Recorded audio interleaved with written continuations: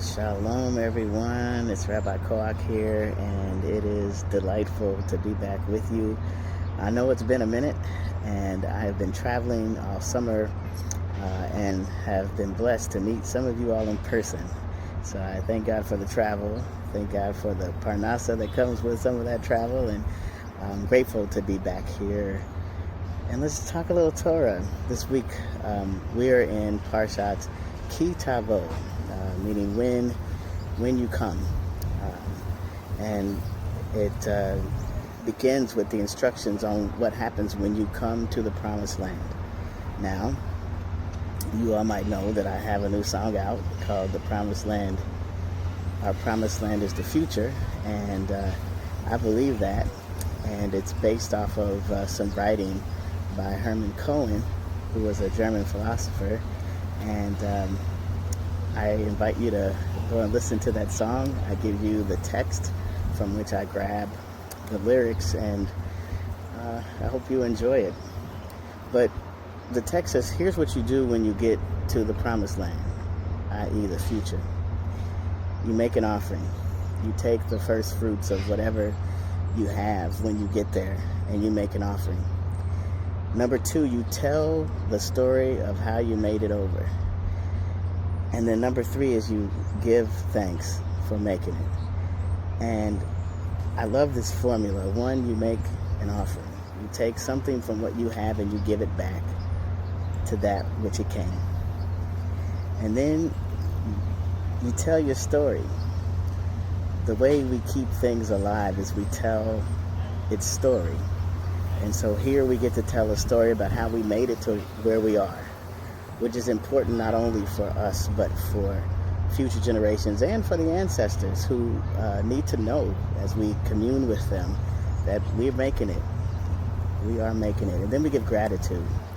And you can give thanks to your Creator. You can give thanks to the people who helped you get to where you are. You can give thanks to the land from which you came, and from for the land to which you arrived. But give thanks. And then the rest of the text spends a lot of time listing out very explicit details about what it means to be in covenant with Yah. Now, it lists them as blessings and curses, and if you've ever heard me talk about this, you know that there are consequences to our actions, and sometimes we think they're blessings, and sometimes we think they're curses, but they are consequences. And I kind of love that we get very explicit details about what it means to be in covenant and be in relationship with this God. Would it be that we could have very explicit details about what it is to be in relationship with us, right? So that people aren't guessing how to be in relationship with you, and you aren't guessing with how to be in relationship with you. So I feel like we're being called into that kind of work, especially as we move into this new year. What are we doing to gain clarity about what it is to be in relationship with you? Or talking to me, but you. My mom used to have this sign at her job that said, "What you tolerate, you encourage."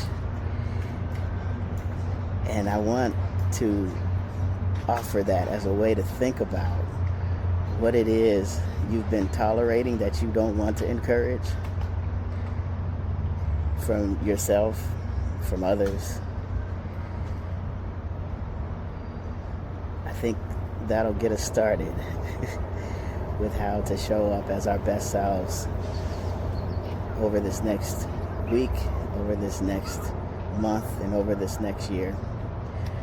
I look forward to being back with you to talk Torah, and also want to extend an invitation, a personal invitation, to come and join us for High Holidays at Kehilat Sankofa. You can find the link in my bio. I love y'all to life. Shabbat Shalom, and I'll see you soon.